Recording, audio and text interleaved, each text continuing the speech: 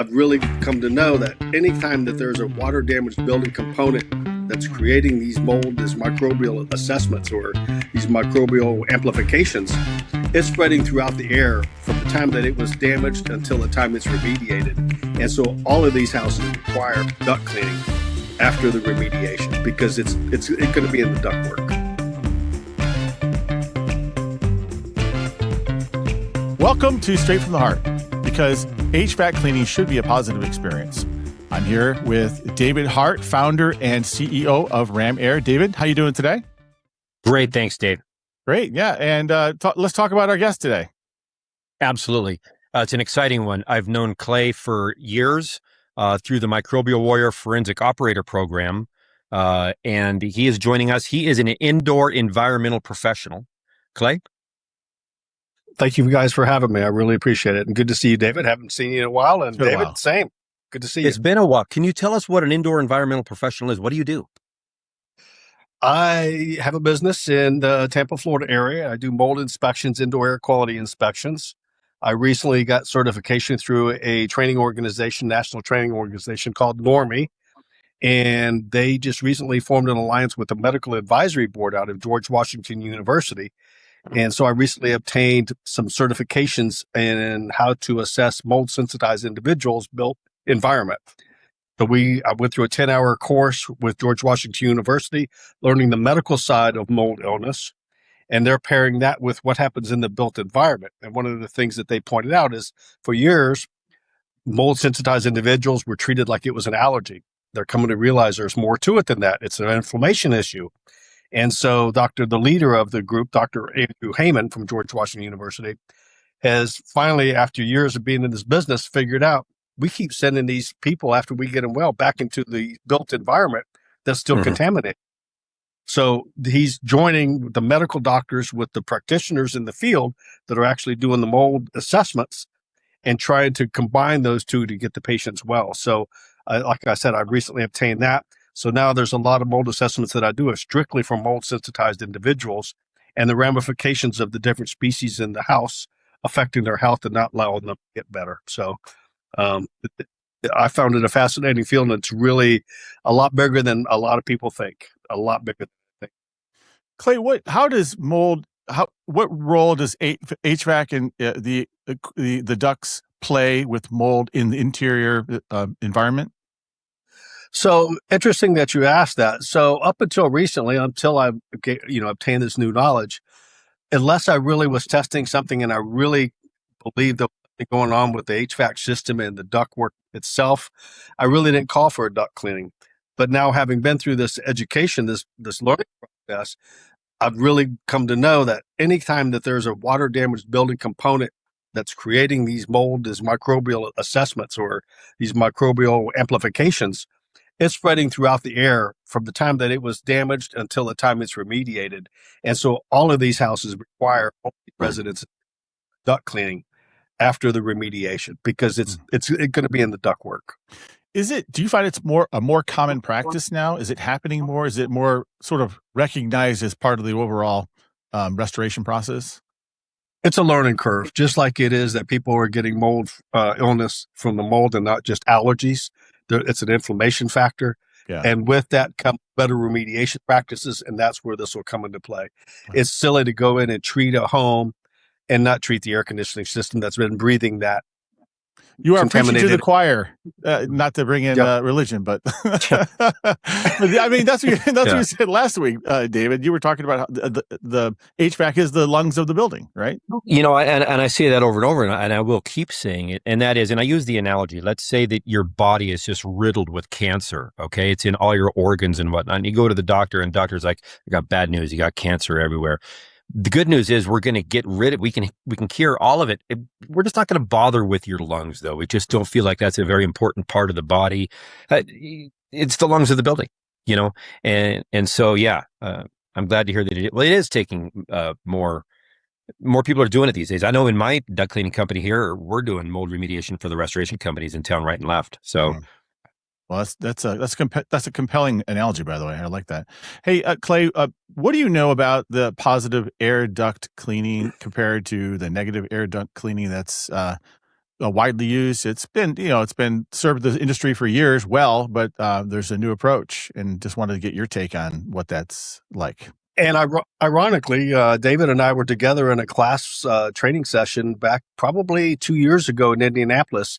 And at that time, he had reached out to an engineer that was one of the founders or one of the originators of the adhesive and the way that the flex duct system is built. And I was there with David when he was learning nuances of the adhesive that's used and how flex duct is built and how it's made to have forced air going through it to a certain degree. It's not made to collapse. And when it collapses, it deteriorates the adhesive factor in there. So it's made for a slight positive pressure in the system, not a slight negative pressure. So you combine that with a lot of the competition that's out there and has a whip that's going in there with a big brush and it's just beating the heck out of the duct on top of negative air. And you're kind of deteriorating the whole flex duct system when you do that.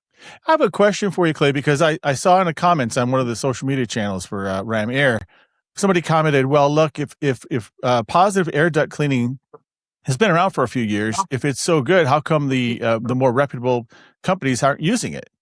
I think that's a fair question. Maybe, David, you can answer that. Maybe they don't know about it yet? Or I would love to jump on that because of the wording, the more reputable companies. Reputable companies are using the positive method.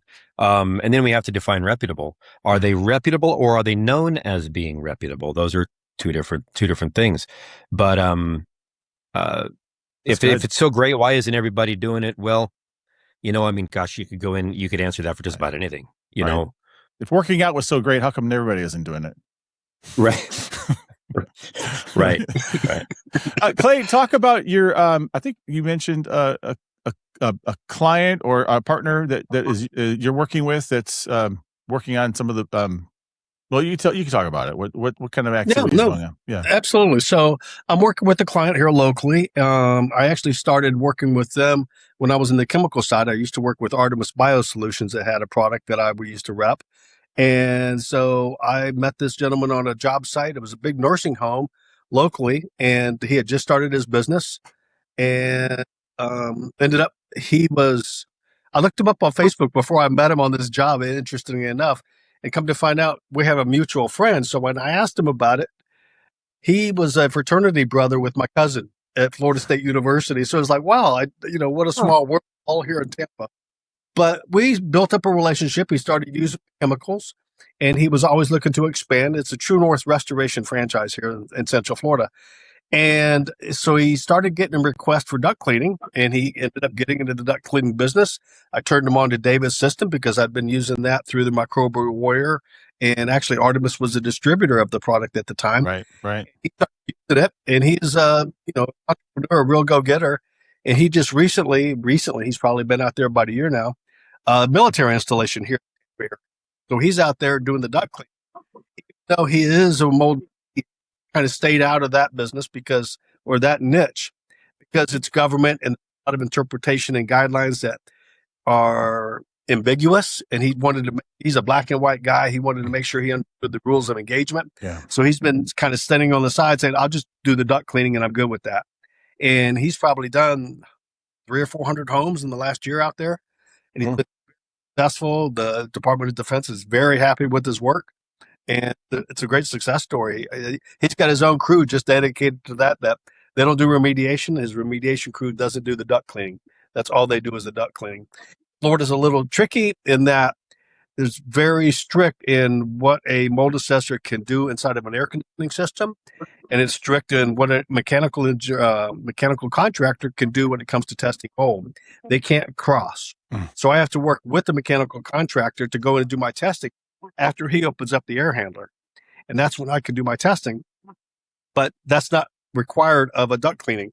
All they need to meet the requirements for the DOD is NADCA certification, which he obtained. And so he doesn't do any of the HVAC work, but he just strictly sticks to his duct work. Yeah. So that's fantastic. And he uses the positive air duct cleaning system by RamAir, right? He uses I think he bought a second one after a few months. He outgrew the business and got one of the crews that do the remediation on the outside of DOD work. They have their own system, and then on the base. He uses the guy that are dedicated just to that niche. That's funny because that's what Bob Jordan said last week, David. He got his first system, then it grew, and then he got a second one. So it's funny. Oh, we do that all the time. I mean, if you talk to Cole, who works in our sales over there, he's like, he sells a system and it's like, okay, I'll be hearing from that guy in about a month, you know? Right. Clay, how do you test?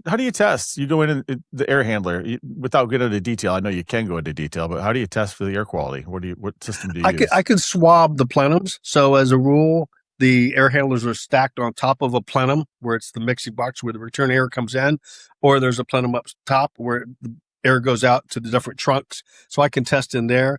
I can test the coils if, in fact, there's a mechanical contractor on site who, by license, opens up the air handler, and then I can get to the coils. Sometimes I can get to the plenum box and I can just pull the air filter and I can get up underneath and I can test the coils. But that's where condensation is always, collecting right there.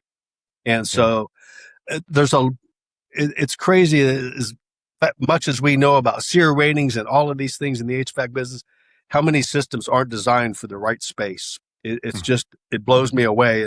And especially here in the subtropic region of Florida, where a lot of homes, I would say the majority of homes pull a negative air. So they're pulling air through the walls, the crack in the stucco or on the siding or a crack. They will pull negative air, 80% humidity, 95 degrees outside into the house and create condensation. And also they sometimes will oversize a unit. So when you go into your home and it's 75 degrees and you want it to be 71 degrees, you'll flip that switch on. If the unit is oversized, then you put that thermostat on 71. If it's oversized, it'll get to that temperature 10 or 15 minutes. That's not enough time to dry the air out. So you have to have a balance in the system that the conditioner needs to run for the right amount of time to suck the moisture out of the air. And I see that a lot of times. And if it's undersized, it runs too long.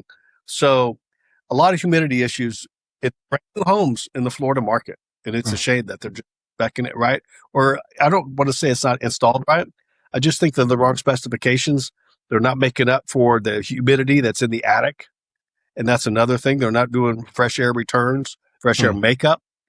And people just don't consider that. You turn on your stove hood and all of a sudden, where's the makeup air for that system? So there's a lot of nuances to the indoor air quality of a residence.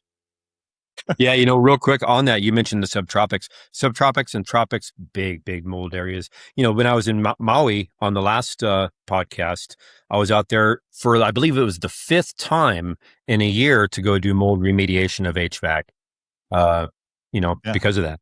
That's too bad. You have to go to Maui and do work. It's really a bummer, but you take one for the team. You gotta take one for the team every now and then. Yeah. Right. So what's next for you, Clay? What's on the horizon? What's the rest of the summer look like and the year look like? Are you continue with True North, or are you doing some other things? I just finished filling out the application some 6 or 8 weeks ago.